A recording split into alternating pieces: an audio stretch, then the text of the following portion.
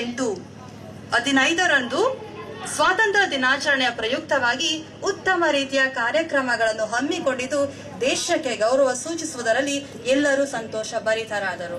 ಇದರ ಜೊತೆಗೆ ಇನ್ನೂ ಅನೇಕ ಸ್ಪರ್ಧೆಗಳನ್ನು ಇವುಗಳಾದ ಚಿತ್ರಕಲೆ, ಪ್ರಬಂಧ ಸ್ಪರ್ಧೆಗಳನ್ನು ಏರ್ಪಡಿಸಲಾಯಿತು. ಮತ್ತು ಸೆಪ್ಟೆಂಬರ್ 2015 ಕಳೆದ ಸೆಪ್ಟೆಂಬರ್ 2015 ಮಕ್ಕಳ ಮನಸ್ಸಿನಲ್ಲಿ ಹೊಸ ಕಿರಣಗಳೇ ಮೂಡಿತನಬಹುದು. ತಾರೀಕು 2/9/15 ಮಕ್ಕಳಿಗೆ ಕುಕಿಂಗ್ ಪಿಕ್ನಿಕ್ ಅಡುಗೆ ಹೊರ ಸಂಚಾರವನ್ನು ನಮ್ಮ ಹತ್ತಿರದ ಮಾರಿದಿಬ್ಬ ಎಂಬ ಸ್ಥಳದಲ್ಲಿ ಹೂಡಿಕೊಂಡಿದ್ದು ಇದರಲ್ಲಿ ಎಲ್ಲಾ ಮಕ್ಕಳು ಸ್ವ ಇಚ್ಛೆ ಹಾಗೂ ಹೊಮ್ಮನಸ್ಸಿನಿಂದ ಪಾಲ್ಗೊಂಡರು. ತದನಂತರ ದಿನಾಂಕ 5/9/15 ಓಣಂ ಹಬ್ಬದ ಆಚರಣೆಯು ಸಫಲತೆಯನ್ನು ಕಂಡಿದ್ದು ಅಂದಿನ ಕಾರ್ಯಕ್ರಮಕ್ಕೆ ನಮ್ಮೆಲ್ಲರ ಅಚ್ಚುಮೆಚ್ಚಿನ ಧರ್ಮಾಧ್ಯಕ್ಷರಾಗಿರುವಂತಹ ಬಿಷಪ್ ಮಾ ಜೋಸೆಫ್ ಅರುಮಚಾಡತ್ ರವರು, ರೆವರೆಂಡ್ ಫಾದರ್ ಫ್ರಾನ್ಸಿಸ್ ಹಾಗೂ ಇನ್ನಿತರ ಸಹ ಯಾಜಕರು, ಸಿಸ್ಟರ್ಸ್ ಹಾಗೂ ನಮ್ಮ ಎಲ್ಲಾ ಹಿತೈಷಿಗಳು ಆಗಮಿಸಿದ್ದರು. ಇದರ ಜೊತೆಗೆ ತಾರೀಕು 5/9/15 ಶಿಕ್ಷಕರ ದಿನಾಚರಣೆಯನ್ನು ತಿಂಗಳಲ್ಲಿ 7ರಿಂದ 15ನೇ ತಾರೀಕಿನವರೆಗೆ ನಮ್ಮ ಧರ್ಮ ಕೇಂದ್ರದ ಸಂತ ಅಲ್ಫೋನ್ಸಾ ಚರ್ಚಿನ ಹಬ್ಬವನ್ನು ವಿಜೃಂಭಣೆಯಿಂದ ಆಚರಿಸಲಾಯಿತು. ಈ ಬಲಿಪೂಜಾ ಕಾರ್ಯಕ್ರಮಕ್ಕೆ ಅನೇಕ ಭಕ್ತ ವಿಶ್ವಾಸಿಗಳು ಆಗಮಿಸಿದ್ದು ದೇವರ ಆಶೀರ್ವಾದಕ್ಕೆ ಹಾಗೂ ಸಂತ ಅಲ್ಫೋನ್ಸನವರ ಕೃಪೆಗೆ ಪಾತ್ರರಾದರು. ಮಾತ್ರವಲ್ಲದೆ ಆ ತಿಂಗಳಿನಲ್ಲಿ ಮಕ್ಕಳಿಗೆ ಸಮೂಹ ಗಾಯನ ಸ್ಪರ್ಧೆ ಏರ್ಪಡಿಸಿ ಪ್ರಶಸ್ತಿ ವಿತರಣೆ ಮಾಡಲಾಯಿತು. ಇದೇ ತಿಂಗಳಲ್ಲಿ ನಮ್ಮ ಕರ್ನಾಟಕದ ನಾಡಹಬ್ಬವಾದ ದಸರಾ ಇಡೀ ವಿಶ್ವದ ಹೆಗ್ಗಳಿಕೆಗೆ ಪಾತ್ರವಾಗಿದ್ದು ದಸರಾ ರಜೆಗಾಗಿ ಮಕ್ಕಳನ್ನು ಮನೆಗೆ ಕಳುಹಿಸಲಾಯಿತು. ಮಂತ್ ಆಫ್ ನವೆಂಬರ್ 2015 ಶಾಲೆಯಲ್ಲಿ ನವೆಂಬರ್ ತಿಂಗಳ ದ್ವಿತೀಯ ಸೆಮಿಸ್ಟರ್ ಪ್ರಾರಂಭವಾಗುತ್ತಿದ್ದಂತೆ ಎಲ್ಲಾ ಮಕ್ಕಳಲ್ಲಿ ಹೊಸ ಕಳೆ ಹಾಗೂ ಹುರುಪು ಕಂಗೊಳಿಸುತ್ತಾ ತೊಡಗಿತು. ಇದೇ ತಿಂಗಳ ದಿನಾಂಕ 7/11/15 ಅಂತರ್ಗುಂಪುಗಳ ಸಮೂಹ ನೃತ್ಯ ಸ್ಪರ್ಧೆಯನ್ನು ಏರ್ಪಡಿಸಲಾಗಿತ್ತು. ಇದರ ಜೊತೆಗೆ ದಿನಾಂಕ 10/11/15 ವಿದೇಶಿ ಅತಿಥಿಗಳು ಭೇಟಿ ನೀಡಿದ್ದು ಸಾಂಸ್ಕೃತಿಕ ಕಾರ್ಯಕ್ರಮಗಳನ್ನು ಏರ್ಪಡಿಸಿದೆವು. ದಿನಾಂಕ 12/11/15 ಬೆಳಕಿನ ಹಬ್ಬವಾದ ದೀಪಾವಳಿಯನ್ನು ವಿಜೃಂಭಣೆಯಿಂದ ಆಚರಿಸಲಾಯಿತು. ಅಂದು ದೀಪಾಲಂಕಾರದೊಂದಿಗೆ ಪಟಾಕಿಗಳ ಸುರಿಮಳೆಯೇ ಸುರಿಸಲಾಯಿತು. ದಿನಾಂಕ 14/11/15 ಮಕ್ಕಳ ದಿನಾಚರಣೆಯನ್ನು ಆಚರಿಸಿ ಅಂದು ನಮ್ಮ ಉಂಬ್ಳೆಬೈಲು ಗ್ರಾಮದ ಎಲ್ಲಾ ಮಕ್ಕಳನ್ನು ಬರಮಾಡಿ ಅವರಿಗೆ ಕ್ರೀಡಾ ಸ್ಪರ್ಧೆ ಹಾಗೂ ಸಾಂಸ್ಕೃತಿಕ ಕಾರ್ಯಕ್ರಮಗಳನ್ನು ಏರ್ಪಡಿಸಿ ಬಹುಮಾನಿತರಿಗೆ ಪ್ರಶಸ್ತಿ ನೀಡಲಾಯಿತು. ಮಂತ್ ಆಫ್ ಡಿಸೆಂಬರ್ 2015 ಕ್ರಿಸ್ತ ಜನನದ ಆಚರಣೆಯ ತಿಂಗಳಾದ ಡಿಸೆಂಬರ್ ಅತಿ ಸಡಗರ ಸಂಭ್ರಮದ ತಿಂಗಳಾಗಿ ಮಾರ್ಪಟ್ಟಿತು ಹಾಗೂ ಸ್ಫೂರ್ತಿದಾಯಕ ಮಾಸಿಕವಾಗಿ ಮೆರೆಯಿತು. ದಿನಾಂಕ 6/12/15 ಕ್ರಿಸ್ಮಸ್ ಹಬ್ಬದ ಪೂರ್ವ ಸಿದ್ಧತೆಯ ಮೇರೆಗೆ ಮಕ್ಕಳಿಗೆ ಅಂತರ್ ಗುಂಪುಗಳ ಸ್ಪರ್ಧೆಗಳನ್ನು, ಕ್ರಿಸ್ಮಸ್ ಭಜನಾ ಗೀತೆಗಳ ಸ್ಪರ್ಧೆ, ಕ್ರಿಸ್ಮಸ್ ಪ್ರವಚನ, ಕಿರು ನಾಟಕಗಳ ಸ್ಪರ್ಧೆ, ನೃತ್ಯ ಸ್ಪರ್ಧೆಗಳನ್ನು ಹಮ್ಮಿಕೊಳ್ಳಲಾಗಿತ್ತು. ಇದರ ಜೊತೆಗೆ ದಿನಾಂಕ 22/12/15 ಮಕ್ಕಳು ತಮ್ಮ ಪ್ರತಿಭೆಗಳನ್ನು ಮೂಲೆಕಟ್ಟೆಯ CCC ಕಮ್ಯುನಿಟಿ ಕೇರ್ ಸೆಂಟರ್ನಲ್ಲಿ ಕ್ರಿಸ್ಮಸ್ ರೂಪಕದ ಮುಖಾಂತರ ಪ್ರಕಟಪಡಿಸಿದರು.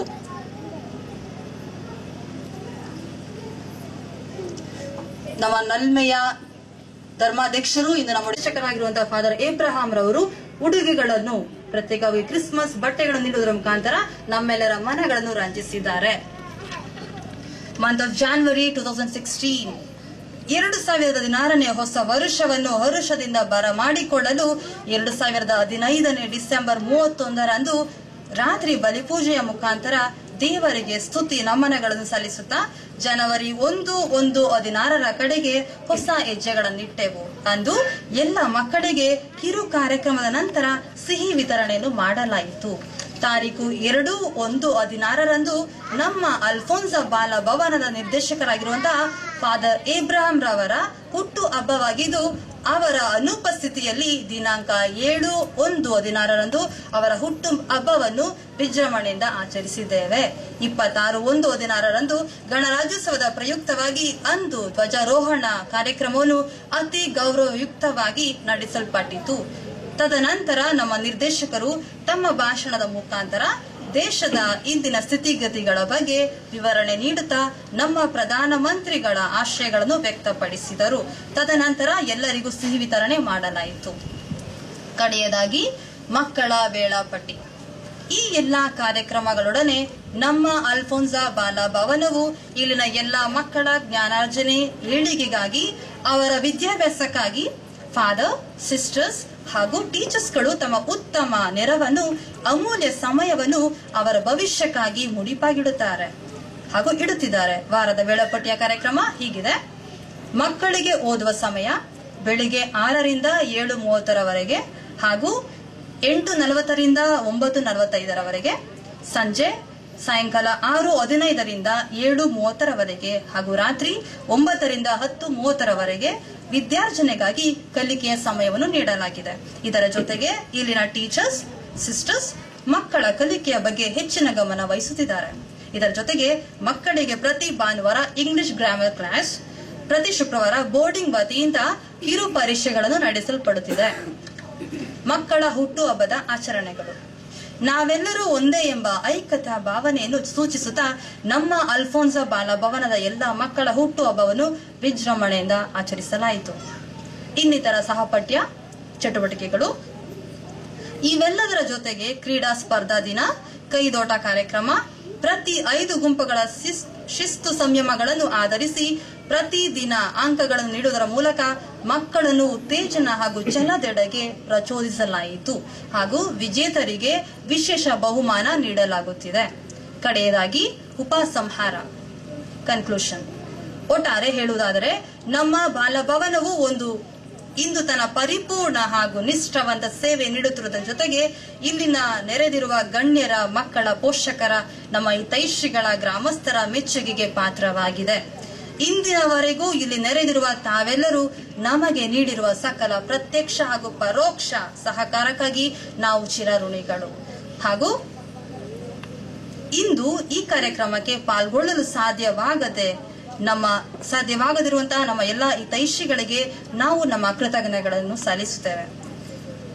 ಅದೇ ರೀತಿಯಲ್ಲಿ ದೇವರ ಆಶೀರ್ವಾದ ಸದಾಕಾಲಕ್ಕೂ ನಮ್ಮೆಲ್ಲರೊಡನೆ ಇರಲಿ ಎಂದು ಆಶಿಸುತ್ತಾ ನನ್ನ ವಾರ್ಷಿಕ ವರದಿಯನ್ನು ಪೂರ್ಣಗೊಳಿಸುತ್ತೇನೆ. ಧನ್ಯವಾದಗಳು.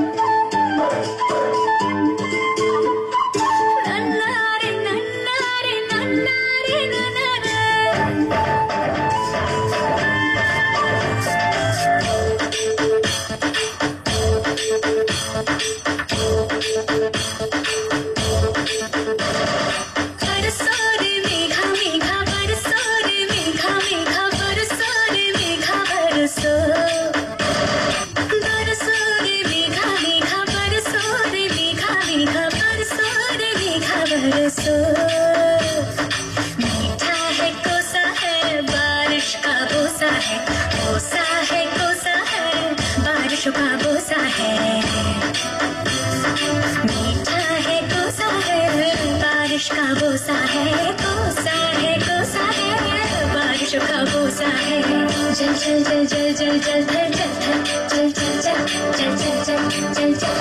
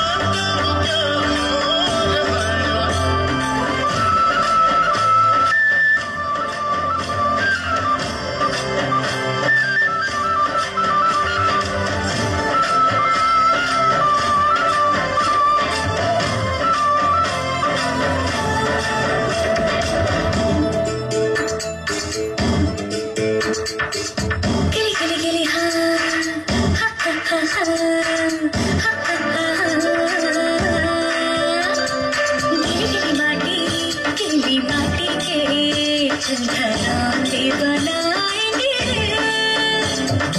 देखो अम्बी की डाली मिलके झूले झुलाएंगे ढल बैजो गजनी हल जोते सबने बैलों की घंटी बजी और ताल लगे भरने चली मैं तो पार चली चली मैं तो पार चली पार वाले पर लेके नार चली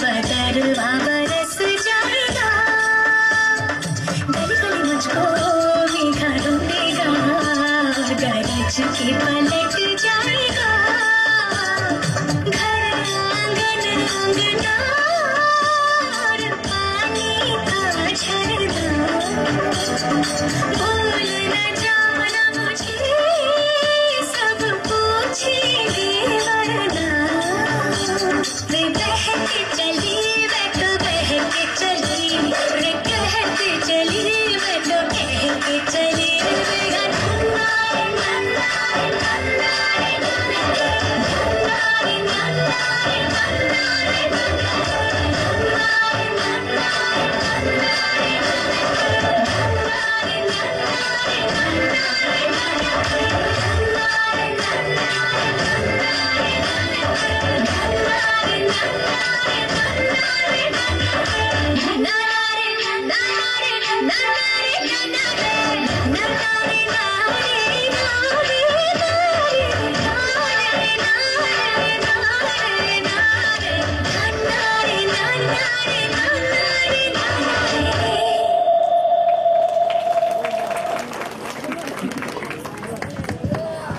ಕಿಂತನೂ ಮೀರಿಸುವಂತೆ ನಮ್ಮ ಪುಟಾಣಿ ಮಕ್ಕಳು ತುಂಬಾ ಚೆನ್ನಾಗಿ ಮಾಡಿದ್ರು.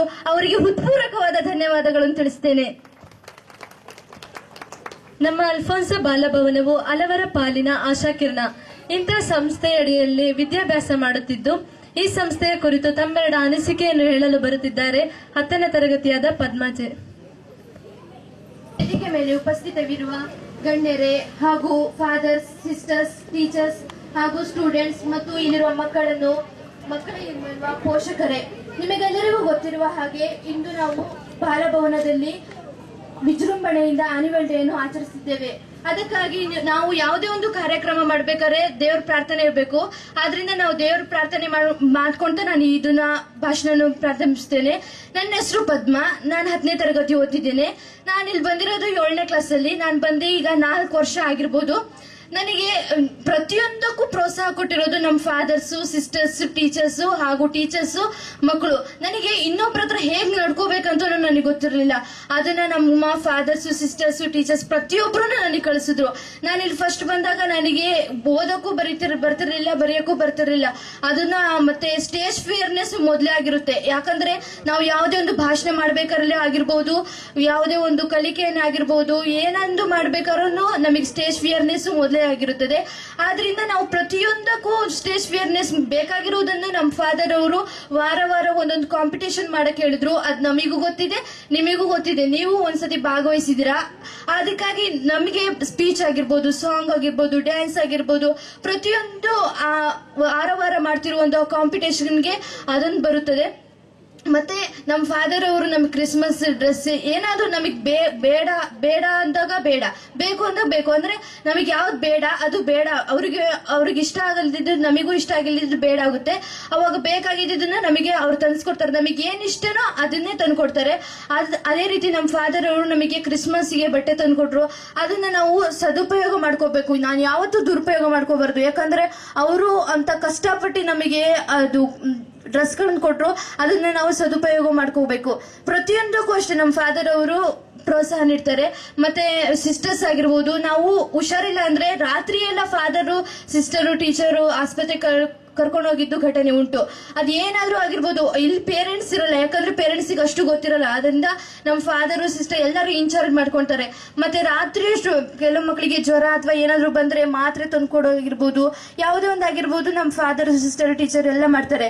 ಮತ್ತೆ ಸ್ಟಡಿ ಟೈಮಲ್ಲಿ ನಮ್ಮ ಟೀಚರ್ಸ್ ತುಂಬಾ ಸೀರಿಯಸ್ ಆಗಿದ್ದು ಎಲ್ಲ ಸ್ಟಡಿ ಟೈಮಲ್ಲಿ ಯಾವುದೇ ಒಂದು ಡೌಟ್ ಇದ್ರು ನಮಗೆ ಕ್ಲಿಯರ್ ಮಾಡುವಂತ ಅವರು ಅಷ್ಟು ಚೆನ್ನಾಗಿ ಹೇಳ್ಕೊಡ್ತಾರೆ. ನಮ್ಮ ಸ್ಕೂಲಲ್ಲಿ ಏನಾದ್ರು ಮಾಡ್ಕೊಬರಕಂದ್ರೆ ನಮಗೆ ಗೊತ್ತಾಗಿಲ್ಲ ಅಂದ್ರೆ ಅವರು ಅಷ್ಟು ಚೆನ್ನಾಗಿ ಹೇಳ್ಕೊಡ್ತಾರೆ.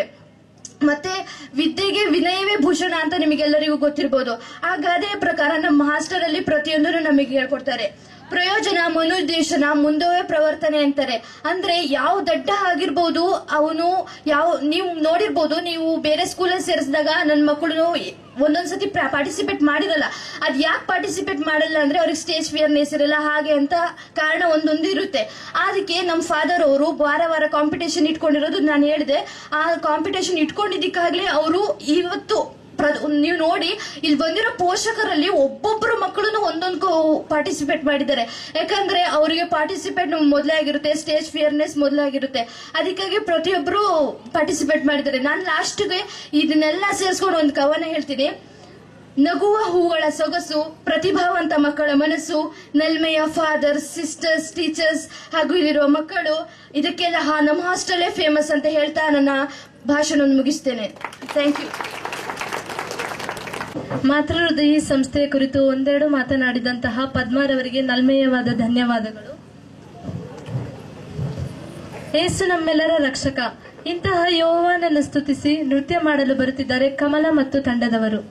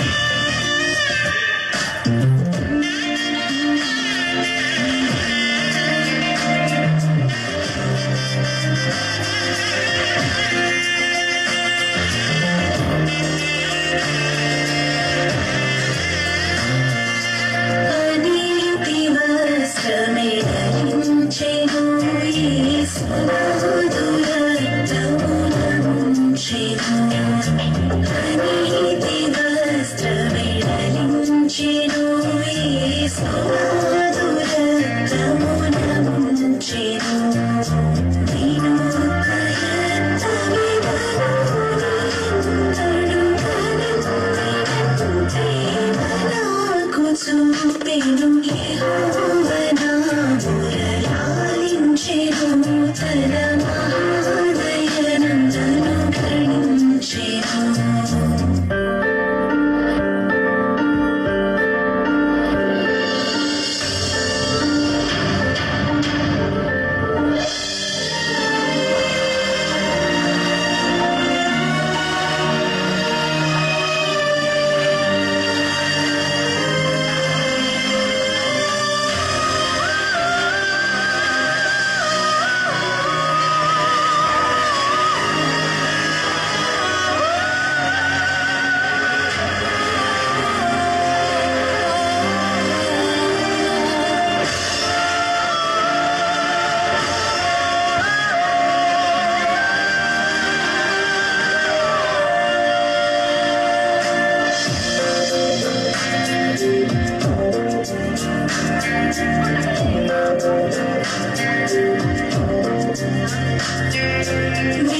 విలాపములకు చెరినిచ్చెను శ్రమ కలాపములకు సెలవిచ్చెను విలాపములకు చెరినిచ్చెను శ్రమ కలాపములకు సెలవిచ్చెను శిలానగముపై గిరిగిరను సుఖ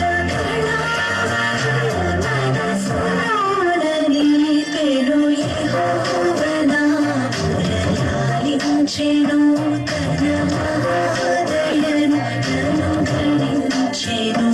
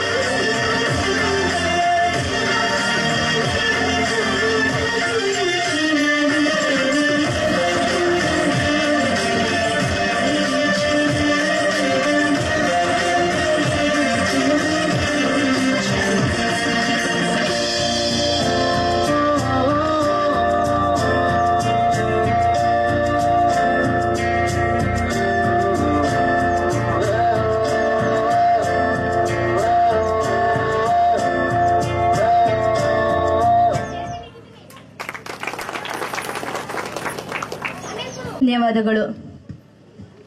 ನಮ್ಮ ಅಲ್ಫೋನ್ಸ ಬಾಲಭವನವು ಎಲ್ಲರಿಗೂ ಚಿರಪರಿಚಿತ. ಇಂತಹ ಒಂದು ಮಾತೃಹೃದಯಿ ಸಂಸ್ಥೆಯ ಕುರಿತು ಪೋಷಕರಾದ ಮೇಘನರವರ ತಾಯಿ ಮಂಜುಳಾರವರು ತಮ್ಮ ಅಭಿಪ್ರಾಯವನ್ನು ಹೇಳಬೇಕೆಂದು ವಿನಂತಿಸಿಕೊಳ್ಳುತ್ತಿದ್ದೇವೆ. ನಮಸ್ಕಾರಗಳು. ಇಲ್ಲಿ ನೆರೆದಿರುವ ಗಣ್ಯರೇ, ಪೋಷಕರೇ ಹಾಗೂ ಮುದ್ದು ಮಕ್ಕಳೇ, ಎಲ್ಲವರಿಗೂ ಆಶವಾಗಿರುವ ಈ ಅಲ್ಫೋನ್ಸ ಬಾಲಭವನದ ಕುರಿತು ಒಂದೆರಡು ಮಾತನಾಡುತ್ತೇನೆ. ಈಗ ನಡೆದಿರುವ ಮಕ್ಕಳ ಕಾರ್ಯಕ್ರಮಗಳನ್ನು ಈ ಕಾರ್ಯಕ್ರಮದ ಹಿಂದೆ 10 ಬಾರಿ ಶ್ರಮಿಸಿದ ಕೈಗಳಿವೆ. ಆ ಕೈಗಳಿಗೆ ನನ್ನ ಮೊದಲ ವಂದನೆಗಳು.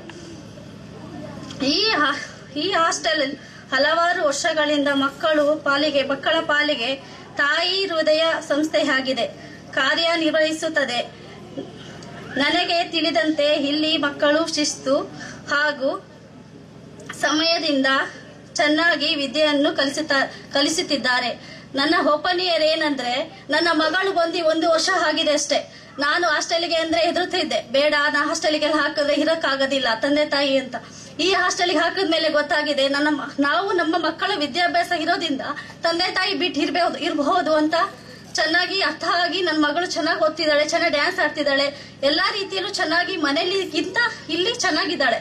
ನಮ್ಮ ಆಸೆ ಏನಂದ್ರೆ ಫಾದರ್ಸ್, ಟೀಚರ್ ಎಲ್ಲರೂ ಚೆನ್ನಾಗಿ ಅವಳಿಗೆ ಪ್ರೋತ್ಸಾಹ ಕೊಟ್ಟು ಚೆನ್ನಾಗಿ ನೋಡ್ಕೊಂತಿರೋದ್ರಿಂದ 10 ವರ್ಷ ಅಲ್ಲ 20 ವರ್ಷ ಇಲ್ಲೇ ಇರ್ಲಿ ಅಂತ ನಮಗೆ ಆಸೆ ಆಗಿದೆ. ನಾವು ಮುಂದಕ್ಕೆ ಇಲ್ಲೇ ಬಿಟ್ಟು ಓದಿಸಬೇಕಂತ ನಮ್ಮ ಆಸೆ ಆಗಿದೆ.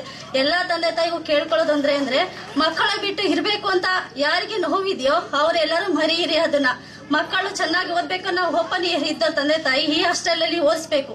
ಯಾಕೆಂದ್ರೆ ನಮ್ಗೆ ಇದ್ರ ಬಗ್ಗೆ ಗೊತ್ತೇ ಇರಲಿಲ್ಲ. ನಾನ್ ಸೇರ್ಸ್ 1 ವರ್ಷ ಆಗಿರೋದು. ನನ್ನ ಮಕ್ಕಳು ಅಷ್ಟು ಡೆವಲಪ್ ಆಗಿದ್ದಾಳೆ ಇಲ್ಲಿ. ಅದನ್ನ ನಾನು ಇಲ್ಲಿ ಹೇಳ್ಕೊಂತಿದ್ದೇನೆ.